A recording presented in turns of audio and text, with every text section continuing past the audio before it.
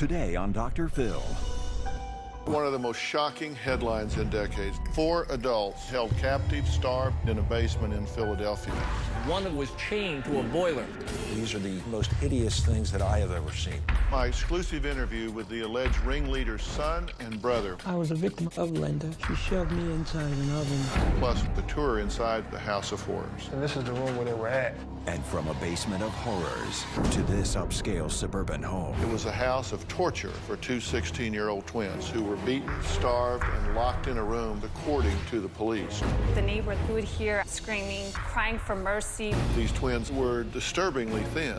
They stole food from your house. Yes, my mom told us, do not tell the parents. I think that they would beat the children. Let's do it. If we're going to do something here that matters, then we got to deal with the truth. Have a good show, everybody. Here we go. If I can help get this family back on track, are you willing to do that? Ready for you. Take. This is going to be a changing day in your life. Take a look at these images. This is the boiler room of a basement where police say 4 grown adults, 1 woman and 3 men, were held captive. 1 victim was found chained to the boiler, and all showed signs of starvation and abuse. How could something so horrifying happen in a big city apartment building? People coming and going. It's been called the House of Horrors. Take a look. Inside this apartment building, police found 4 mentally challenged adults, a female and 3 males. Police say they were emaciated, bruised, and held captive in a boiler room the size of a bedroom. The mere fact that individuals would treat disadvantaged people like this is just ridiculous. It just simply makes us sick.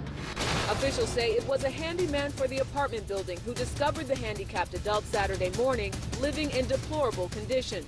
So far, 3 people have been arrested, a 51-year-old man from Texas, a 48-year-old man from Philadelphia, and a woman who police say is the ringleader.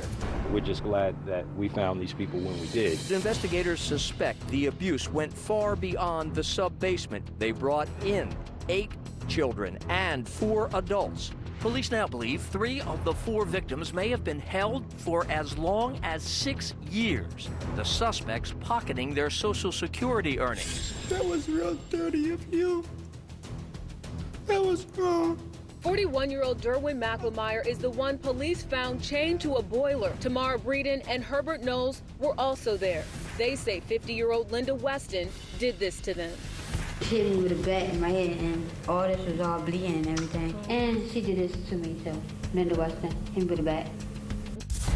Police say the investigation that began now stretches to Virginia, where in 2008, a woman believed held by the 3 suspects while they stole her Social Security earnings was found dead. There is one individual that we know passed away while in her care.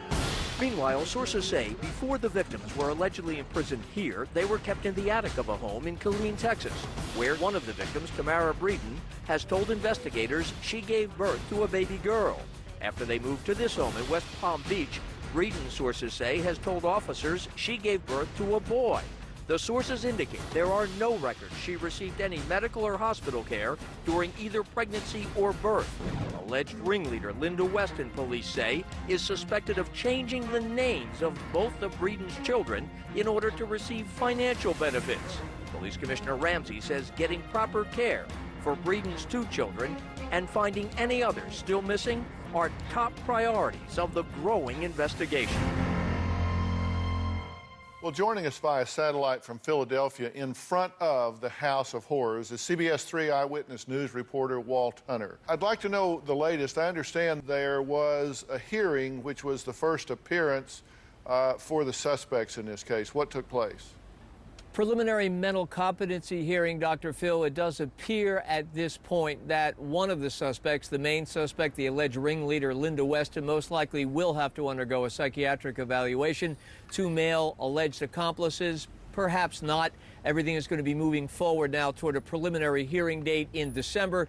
Dr. Phil, that's when the prosecution will take the majority of their evidence, put it out publicly, and attempt to have these 3 and a 4th suspect also held for trial and hoping to get the judicial system moving forward. The day after the arrest, Dr. Phil, the Philadelphia Daily News here ran a one-word headline with Weston's picture on the front page. It read simply, monster. And there are very few people right now in this city, knowing what they know, that would disagree with that headline. Well, can you tell me how this went down initially? Because I know you've been involved from the very beginning. I understand that someone went into this sub-basement, lifted a blanket, and found these people staring back at them. Do we know any idea how long they had been there, and how did this all go down from the beginning? Well, Dr. Phil, they had been here in the building behind me in a sub-basement, 15 by 15 feet, maybe for about 2.5 weeks. It was dark. The light bulbs had been removed. One of the people was chained to a boiler. Believe it or not, Dr. Phil, it was a dog bowl that led to them being found. A janitor going in and saying, "What's this dog bowl doing in this grimy sub-basement?" When the janitor saw the dog bowl, he went up, thought about it, investigated, came back, and when he brought down a flashlight, he looked into their faces, saw the victims that had been in the basement, and immediately called police. These 4 people that had been down there, I understand that the belief is they had been in a sub-basement for a couple of weeks, but had possibly been missing for a number of years. Was there any family looking for these people? Were they registered as missing anywhere? Had these people just fallen through the cracks? Or how do 4 people just go off the radar and nobody says anything? Lots of holes in the safety net here, Dr. Phil, lots of holes. All right, now, what I'm interested in, and I think my viewers are interested in, this woman, Linda Weston, that is alleged to be the ringleader here and is accused of kind of taking these people's freedom in order to get their Social Security money. I understand now that's been proven, that that's all alleged at this point. But was she or was she not spending 8 years in prison previously for keeping someone captive in a very similar fashion and starving him to death? Is that the story on Linda Weston? Convicted, Dr. Phil, of slowly and agonizingly starving to death for 2 months the boyfriend of her sister. Both she and her sister did terms for murder before Weston was paroled. She then violated that parole several times, according to court records, but was never put back behind bars. So sooner or later, she's back on the street. Keep in mind that while this man was being slowly and agonizingly murdered in this closet by Weston and her sister, children tried to go help him. They tried to slip food under the door to the dying man, and when one of them was caught, according to an account in the local newspaper, Weston broke her siblings' toes as a penalty for doing that. And then when the man finally died, when the man finally passed away, one of the siblings was tasked with taking the body out and disposing of it.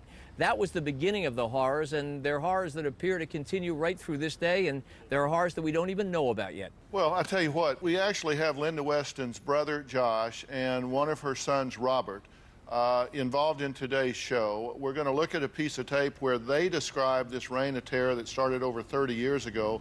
And Walt, I'm going to ask you to stay with us if you can. Let's take a look at this. Linda Weston is my sister. When I first heard that this had happened, I wasn't surprised at all. I knew Linda did it just by the description the media gave. After my mother had passed away, the family pretty much fell apart, especially Linda. It's like she lost her mind. When I was growing up, I witnessed and I was a victim of violence at the hands of Linda. I was beaten at times and denied food and just a lot of horrific, unspeakable things. I was tied up for more than 6 hours at a time to days. I have a scar from my sister Linda. She shoved me inside of an oven and turned it on. Over 75% of my body burned. My sister Linda is an extremely dangerous person if given the right opportunity and circumstances. She would find these mentally challenged people by going out and just scoping and probing and picking out the ideal candidates. My sister Linda used to skillfully place things in people's drinks and food just to sedate them and render them helpless. My mother has an old case where she murdered my aunt's boyfriend. She was sentenced to 8 years in prison. Back in 1981, I was maybe about 4 or 5 at the time. She had starved him to death, beat him with a hammer. My sister Linda had wrestled him in the closet, tied him up, and just forced him to do what she wanted him to do and denied him food. And as with anyone, if you deny them food, you become weak. I see this other guy in the closet when I was younger, but It really didn't dawn on me that something was wrong at the time. He was pretty much trying to survive in that closet alone. I remember I used to hear scratching on the door with him trying to get out. I used to hear it every so often throughout the day until one day it stopped. It was very scary and horrible for a child. I remember smelling a foul odor in the entire apartment. My sister ordered us to take the body and dump it in an abandoned house. That was very horrific, just touching a dead person and someone that I knew, that I talked to. Eventually, she went to jail for it. She was sentenced. She got out maybe 8 years later. Linda's easy to talk to, and she's a master at befriending you. But once you're in her grasp, it's like a black widow. It's hard to get out. I believe she's an evil person. If she gets out again, she probably would do the same thing all over again. My exclusive interview with the alleged ringleader's son and brother when we come back. Plus, one of them gives us a tour inside what they called the House of Horrors.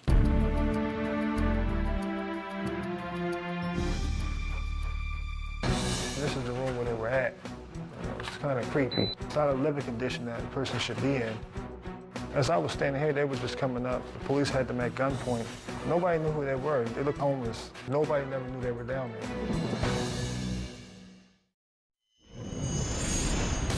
This was the scene at Tacony and other neighborhoods citywide Tuesday afternoon. Police bringing in adults and children to be interviewed as the expanding investigation into the imprisoning of 4 mentally challenged adults in a sub-basement dungeon in an apartment house moved forward. We are still trying to figure out the many components of what I would describe as an incredibly tangled web of horror. 4 adults were found held captive, starved, and chained in a basement in Philadelphia. Now, the alleged ringleader is a woman who apparently escaped detection for years. Her son Robert took us inside the House of Horrors. He lived upstairs in the same building, and he says he had no idea what was going on in the sub-basement. I live in the same apartment building as my sister. And when my mom arrived a couple weeks ago, she was staying at my sister's apartment. I was asleep in here. It was about 9:30, 10 o'clock in the morning. Finally I got a knock from my landlord who told me there were people in the basement. I came out this way. The only people that have the key to this would be like a tenant. As I was standing over here, they were coming up from here, out of this part of the basement, which is deep down. Nobody, would really even think about even going down there. And this is the room where they were at. It's kind of creepy. It's not a living condition that a person should be in. As I was standing here, they were just coming up. The police had them at gunpoint. Nobody knew who they were. They looked homeless. So I just thought that they were sick from the time I saw them. And some of them couldn't walk. One of them was a handicapped person. He couldn't really walk too well, so they had to call the ambulance to come get him. She had to sneak those people in here during the middle of the night when everyone was asleep, because nobody never knew they were down there. I really don't know how she could have got them in here without anybody seeing them.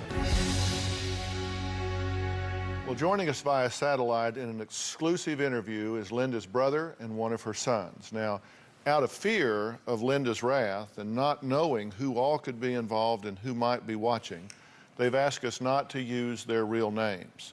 So Josh is her brother, Robert is her son, and in fact they're in front of the house, so Josh has chosen to look a little different in case somebody walks by in that particular moment. Josh, Robert, thank you so much for being here. This is an important story to bring into the light, and Josh, I'd like to start with you. You actually grew up with Linda being in charge pretty much of, you say, 13 brothers and sisters, is that correct? Yes, that's correct. And how long did you live in that situation and circumstance, and what can you tell me about what it was like living under her control? Well, pretty much, Dr. Phil, my mom died when, at a very young age. And I was around 7 years of age, and Linda was second in charge, and sometimes she was actually in charge. And it was pretty frightening because a lot of times, there was a lot of abuse. Now, there were 13 of you in the house at the time, and you said that you saw a lot of incest going on, and that in fact she forced you to touch her at times. A few times when I was younger. It was at her direction, she would force me, and I think I was around 7 or 8 at that point. There was a lot of hunger at the time. What would happen if you asked for food? You know, it was pretty much something that was like kind of like forbidden. If you asked for food, you'd get beaten a lot of times, almost always. You said at times it went beyond beatings. In fact, you said at one point when you asked for a piece of fruit, something really horrific was done to you. What took place? We had a pear tree or something like that in the yard, and I'd asked, you know, for a piece of fruit from the tree. And Linda, you know, her and my older sister, they both said no. But, you know, I was extremely hungry, so I said, I'm going to, you know, pretty much get it anyway. I didn't think no one would notice. I remember pulling the fruit off the tree, and then she saw me take it. She looked up, and she saw me take it. And then that's when I was, you know, hit from behind in my back. And that kind of, like, disturbed my walking. Like, I wasn't able to walk for, like, a good 6 months. I had to get, you know, rehabilitation for it. Was this the same time or a different time that they actually turned on the oven and put you inside? No, that particular time, that was another time. It wasn't, I forget which type of food. I was just hungry, and I'd asked for something to eat, and I was told no. And I remember being forced downstairs into the kitchen, and she had ordered someone to turn on the oven. I didn't know what that was for. Maybe she was going to cook or something. And then I remember being picked up because I was small, and then put in the oven, and it seemed like it was forever. But it got real hot, and I remember burning my flesh and skin, and I don't know, maybe for 3-5 minutes, it seemed like forever. I'm so sorry that that happened to you, and I understand at one point she ordered one of your older brothers to hang you outside by your feet from the second-story window. Well, he picked me up, turned me upside down, and hung me out, you know, out of the second-story window by my feet. And I just was like dangling there, scared, you know, very scared and whatnot. We were very high up. And in fact, you were around when Linda's sister, so I guess your sister as well, his boyfriend was hit in the head and put in this closet and starved to death. How much of that do you remember? Well, I was there. You know, I remember him telling her, you know, there was a support issue of my other sisters, who's younger than Linda. There was a support issue about taking care of the child that she was about to have by him, and he said he wasn't going to do it for whichever reason, and for his beliefs or whatever. And she said okay, so he went to leave, and I remember her taking like a hammer and trying to strike him in his head. It missed him, hit his shoulder, and then she hit his head again, and then shoved him in the closet, started tying him up. And I remember him being in there partially. Then she made him hop the rest of the way inside after he was tied up and cuffed. And you know, like I said, it was just really disturbing to see him just yelling to get out. And after that, the yells became like scratches on the door. And then I didn't hear anything again. And you actually had to help move the body when he did finally pass away? That's correct. That's correct. Robert, let me ask you, were you at all surprised to find out what was going on, what's alleged to have gone on with Linda and these people in the basement? Well, to be honest, I really wasn't surprised. You know what I mean? She has just a history of just terrible things, period. Like, we really never had no good relationship because of the things that I've heard about her. Was this something that, I mean, I know we're talking about your mother here, but this is someone that was a source of pain for you in your life. This was not somebody that you sought to be around? Well, I stayed with her until she had finally went to prison in 81, 82, somewhere in there, until I was about 5. And from there, I went with my great-grandparents, who I was only with shortly before I was taken from them. Does she seem to have any sense of right or wrong? Does she seem to have any sense that what she is accused of doing here was just so over the top, out of control? I mean, the way she feels like, and I'm just being honest, the way she feels is that she doesn't do anything wrong. She sees nothing wrong with what she's accused of doing here? No, she doesn't. So no remorse, no sorrow, none whatsoever? None. Are you afraid of her? Oh, you bet I'm afraid of her. When she first arrived here in town, you know, even though I live in a different apartment, I still just kept my door locked. You know what I mean? I really didn't want nobody sneaking in my apartment while I was asleep or anything like that. We're going to take a break now, and up next we're going to find out how the woman they are calling a monster was allegedly forcing these mentally handicapped victims to have sex, essentially breeding them as a means of Social Security fraud. All of that and more when we come back.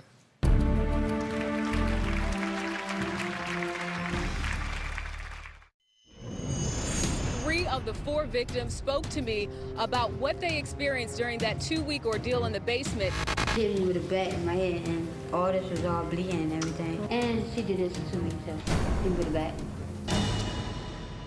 4 emaciated adults were found in a Philadelphia basement, chained and trapped underground. This was a sub-basement, a kind of a mechanical room. One of the 4 victims found in the basement, Tamara Breeden, says she had 2 children while being allegedly held captive. Now, her parents hired attorney Stephen Wigreiser to help them get custody of Tamara's children. Stephen, thank you so much for being here. You and I were talking at the break. It's hard to wrap your mind around this. It is unbelievable. I've been representing people who have been injured or worse for 33 years. I've never seen anything like this. And I just want to say, I think it's very, very important for your viewers to understand that they can make a difference. And what happened in Philadelphia could happen in Los Angeles. It could happen all over the country. So it's important they know all the facts. Well, how long do y'all believe that Tamara was being held captive by this woman? We believe that she went missing in 2003. She has said that in this time, however much of that time from 2003 till now that she has been under this woman's alleged control, that she has had 2 children? She believes that she was pregnant 3 times and that one of the children did not survive. Okay. And of course, you can imagine the circumstances. So the alleged scam here then is that if you have this person and she's under control, that person would get how much Social Security being disabled? A disabled child who meets a certain income level is entitled to a Social Security check, provided that that child has a severe intellectual dysfunction or disability. I don't know the exact amount of the check. Are we talking $300 or $1,000 a month, or what? We're talking less. All right, it's not a lot of money. So someone's life could wind up in this deplorable circumstance. Might have been just generating a couple $100 each for these people. It's clear that this woman had absolutely no regard for human life. She had lost at some point in her life all humanity. These are the cruelest and most hideous things that I have ever seen in my career. And Tamara was telling us that she had been hit in her head and that it was bleeding, that she had knocked her teeth out, that sort of thing. I assume that her parents are now aware that she's been abused for all this period of time. They are aware, they are upset, they are angry, and they are very interested, obviously, in justice being done. So where are the children now?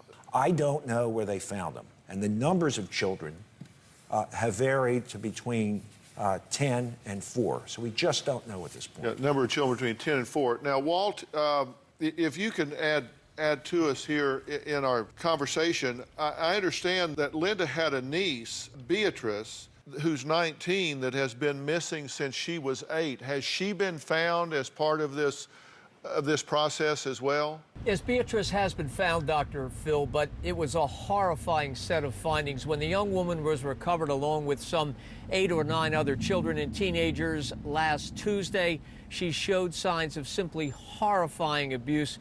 There had been pellet guns that were fired into her ankles.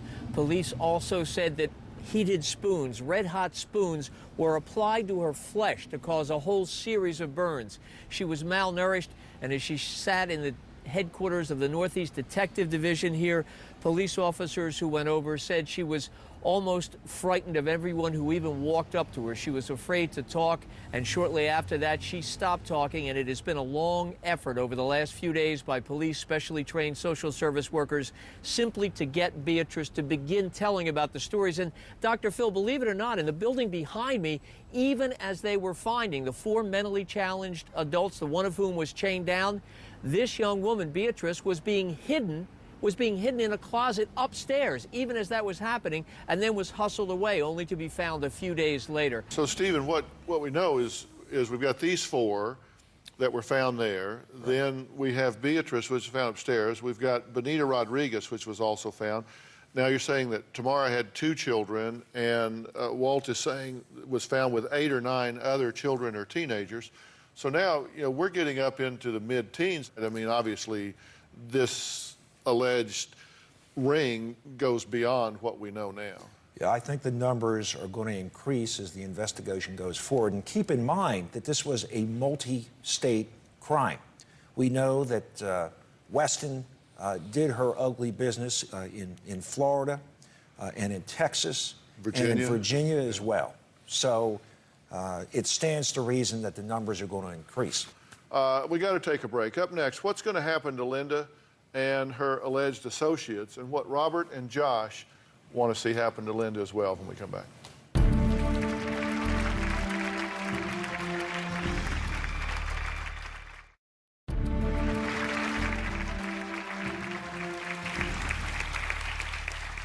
We've been talking about one of the most shocking headlines in decades. Now, 4 people were found held captive in a basement just a few weeks ago. Alleged ringleader Linda Weston and 2 others were charged with kidnapping, aggravated assault, false imprisonment, unlawful restraint, and criminal trespass and conspiracy. Now, her daughter Jean was also arrested. Now, again, joining us via satellite is the CBS 3 Eyewitness News reporter Walt Hunter and Linda Weston's brother Josh and son Robert. Now, I'm here with Stephen, who is representing Tamara's parents. That's correct, the Wanamaker's. Right, and trying to get custody of the 2 children that Tamara reportedly had while she was under this woman's control, because they're worth more money. Now, we were talking at the break, and the system is jumping up now and saying we're charging this, but they actually had her on criminal charges before, and you said while she was in violation of probation, considered, you call it an absconder? She was in absconder status. That's okay, so that's an active violation of her probation. It's an active violation of her parole. Of her parole, correct. Not just probation, but parole. She had been in prison, they let her out.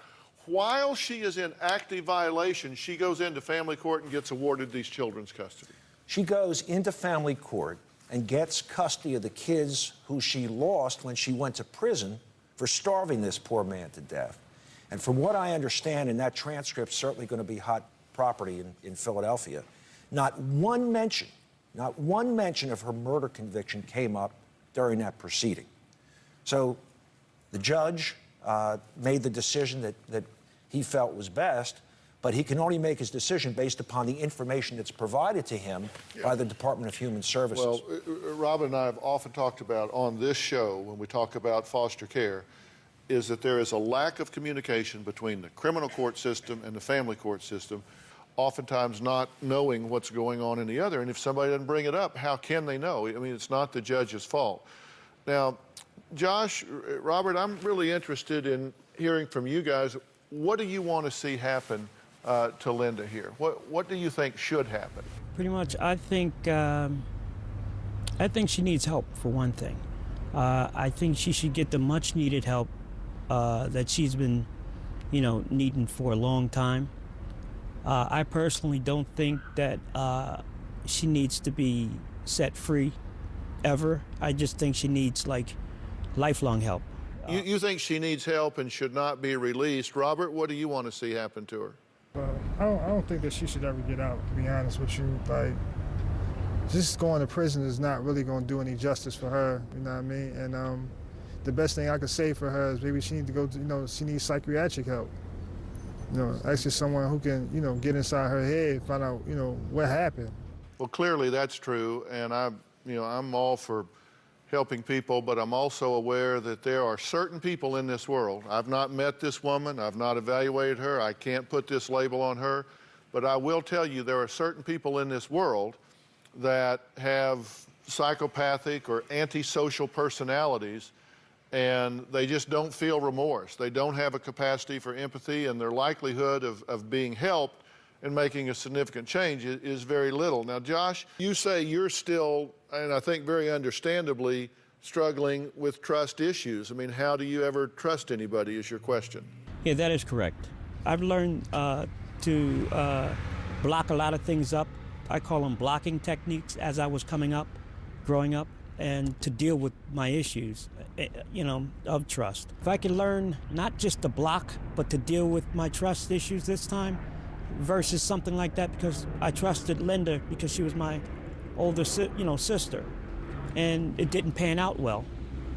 I would like a way not just to cope, but to get some help in trusting again. I'll say to both of you, Josh and Robert, it really starts with getting at peace with yourself. You guys are victims here, and you're not perpetrators. You have nothing to be ashamed of. What you deserve from all of us is compassion for what was done to you at a time when you were vulnerable. You had no voice. You had no ability to fight back.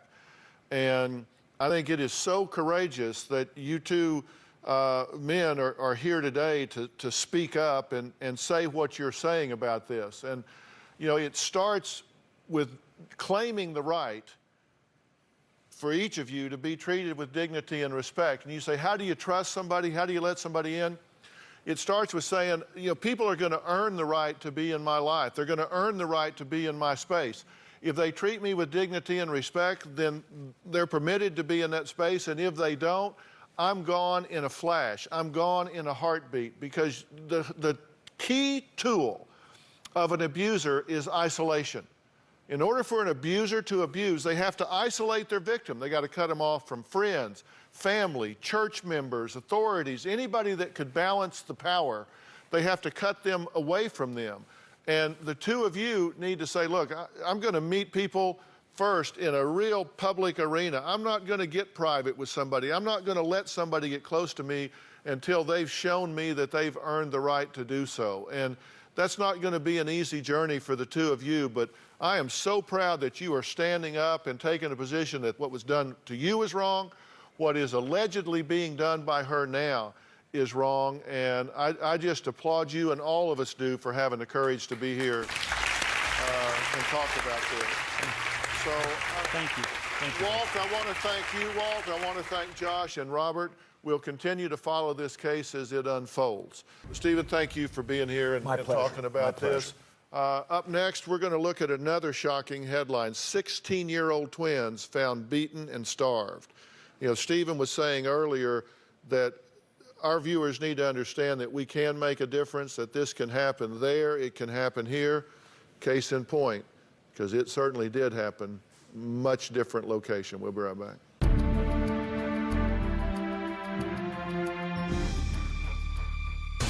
A horrific case of child abuse involving allegations of starvation, beatings, and imprisonment. Their parents are screaming at them. Their parents are hurling profanities at them at 3 in the morning.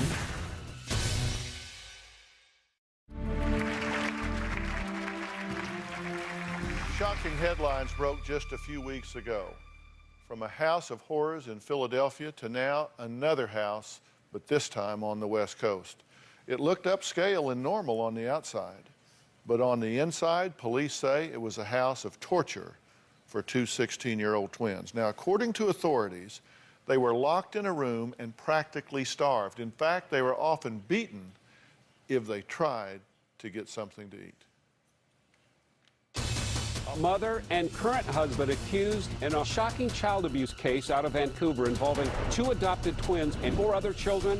Allegations of starvation, beatings, and imprisonment. 2 of them were adopted years ago. The 4 others were from different spouses and different relationships. A Vancouver police report describes the room the 2 adopted twins shared as filthy. with no electricity, a lock on the outside window, and an alarm that sounded when the kids' door opened. Neighbors say that Jeff and Sandra Weller frequently have kids doing chores outside in the middle of the night. Their parents are screaming at them. Their parents are hurling profanities at them at 3 in the morning. Food in the house is under a lock and key, with the refrigerator kept secure with a bicycle lock. On a recent occasion, the kids were so hungry, one child took food to his sibling in their bedroom. The police report says when Jeff Weller found out about it, he punished the kids by making them lie on the kitchen floor with no pants or underwear. Then they are struck in their buttock region repeatedly with a wooden stick, often making them bleed. Assaults the kids told police that have happened every week for several years. Okay, Yelena lives in the same cul-de-sac as the Wellers and says that her sisters called the police on them on more than one occasion. And what did you see and hear? It was very angry, very, just the words that they would use would just be disturbing, the things that they would be yelling out, at the children. And the police said to you, there's really not much we can do if we don't see some physical abuse taking place. Yes. We asked them, me and my neighbor, we said, what can we do? We believe there's some sort of, something going on there that shouldn't be. When you would occasionally see these twins, they were disturbingly thin. Yes. And the parents were actually asked about this from time to time, and what did they say? They just said it was due to their heritage. They're Filipino. They're Filipino, which... Okay. Yeah. And you believe that these twins actually stole food from your house? Yes. They took some yogurt. We just know that just because there was a few times that my mom did see them running off when she would wake up at night. Yeah, so you'd see them leaving the house, and yeah. So you just chose not to say anything? My mom specifically told us, she said, please do not tell the parents because I think that they would probably do something, beat the children or something. At this point, this is a desperate act. But eventually the police were called because one of the twins slipped someone a note. Yes. And said, we're trapped here, help us. Yes. I did actually talk to the neighbor that lived directly behind them. She told me that she's known that they were being abused for years. She would hear actual, smacking, hitting, bashing, and she knew it was the children because she's hearing the screaming, crying for mercy, please stop. Well, we have a copy of the arresting officer report. We're going to give you the details when we come back.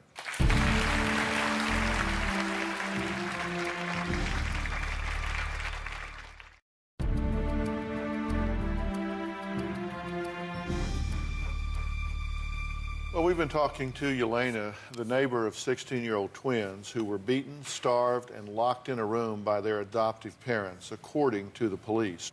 Now, we were able to obtain the arresting officer's declaration of probable cause.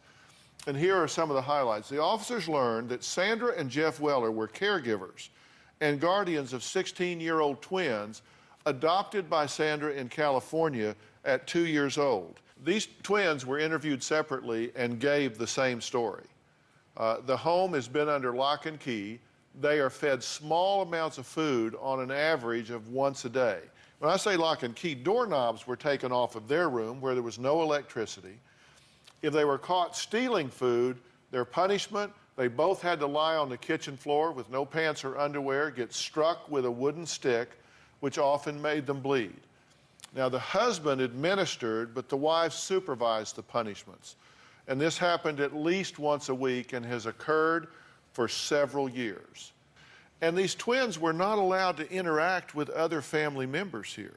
They were not permitted to leave the room other than to complete chores. They're not allowed to sit with the family. They weren't allowed to touch other family members. They couldn't use the same utensils that the other family members used. So how do you feel that this was happening on your street in suburban America? Like I said, if we knew what was going on, from what we saw, we tried. We tried to get involved, but there is a certain line of privacy you do have to respect. Right. Well, the worst thing we can do with an abuse victim or a bully victim is say, reach out to someone responsible and in authority. They do, and nothing happens, or even worse, they get outed for having tried. That's the worst violation that you can do to that child's sensibilities or their safety. We've got to pay attention to what's going on around us. We truly do. We'll be right back.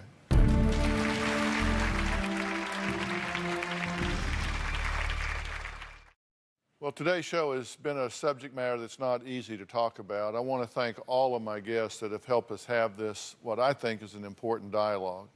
A special thanks to CBS 3 Philadelphia reporter Walt Hunter and attorney Stephen Wigreiser. Thank you so much for being here and talking about this. I know you've got DNA hurdles to clear and all sort of things, but can you imagine what these kids have been through? And now they've got this very able advocate working for them. So God bless you for what you're doing here. Thank you. For more information on today's show, please go to drphil.com. And let's make a resolve, all of us, to pay attention to what's going on around us. Because we might be sitting right here being safe and secure, and someone in the very next house could be hoping and praying that you are going to be the one that comes and brings some help for them. Thanks for being here so long.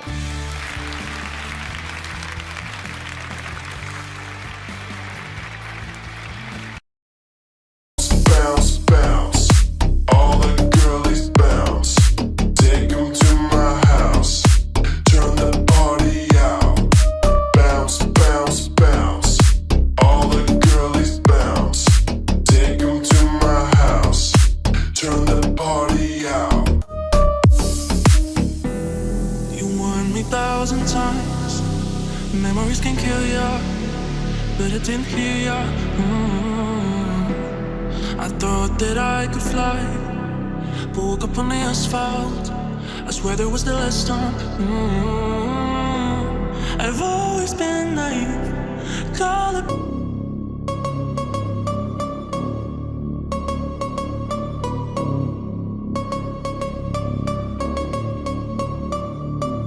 Ooh, you know we gon' get it. Ooh, you know we gon' get it.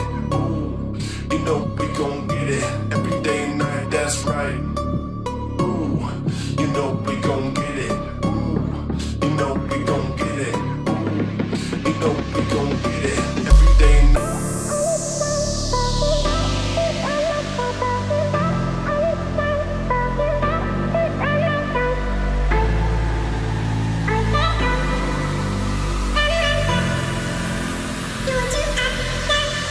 You should run, run, run, all is said and done, mama, please.